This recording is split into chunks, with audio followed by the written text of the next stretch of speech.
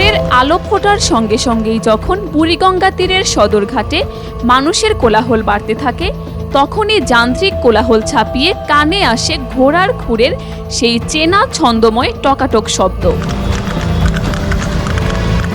ঢাকার ব্যস্ত রাজপথে আধুনিক দ্রুতগতির যানবাহনের ভিড়ে এই শব্দ যেন এক লহমায় ফিরিয়ে নিয়ে যায় শত বছরের পুরনো ইতিহাসে।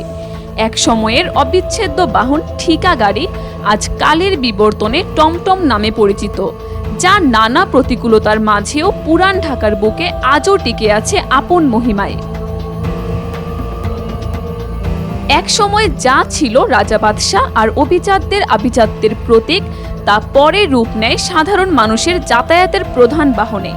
বর্তমানে সদরঘাট এলাকার কলেজিয়েট স্কুলের সামনে থেকে গুলিস্তানের গোলাপশাহ মাজার পর্যন্ত রুটে এখনও চলে এই ঐতিহ্যবাহী ঘোড়ার গাড়ি। প্রতিদিন সকাল 10টা থেকে সন্ধ্যা পর্যন্ত একজন কোচওয়ান ও একজন হেলপারের পরিচালনায় প্রতিটি গাড়ি সর্বোচ্চ 6 বার এই রুটে যাতায়াত করে।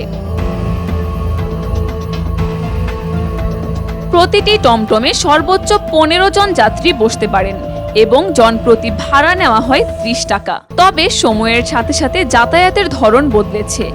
এখন আর আগের মতো নিত্যদিনের যাত্রীদের ভিড় থাকে না, বরং রাজধানীর বিভিন্ন প্রান্ত থেকে আসা মানুষ, এমনকি বিদেশি পর্যটকেরাও আসেন শখ, আভিজাত্য আর ঐতিহ্যের স্বাদ উপভোগ করতে। এছাড়া বিয়ে, উৎসব কিংবা বর্ণাঢ্য শোভাযাত্রায় এখনও এই টমটমের চাহিদা আকাশচুম্বী।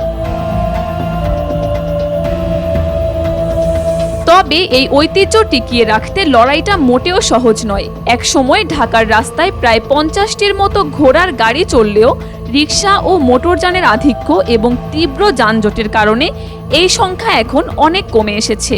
যানজটের কারণে কমেছে দৈনিক ট্রিপের সংখ্যাও। তবে সাপ্তাহিক ছুটির দিনে বা বিশেষ উৎসবে রাস্তা ফাঁকা থাকলে ট্রিপের সংখ্যা বেড়ে 8 থেকে 9 বার পর্যন্ত হয়। কাকলি আখতার, দেশকাল নিউজ।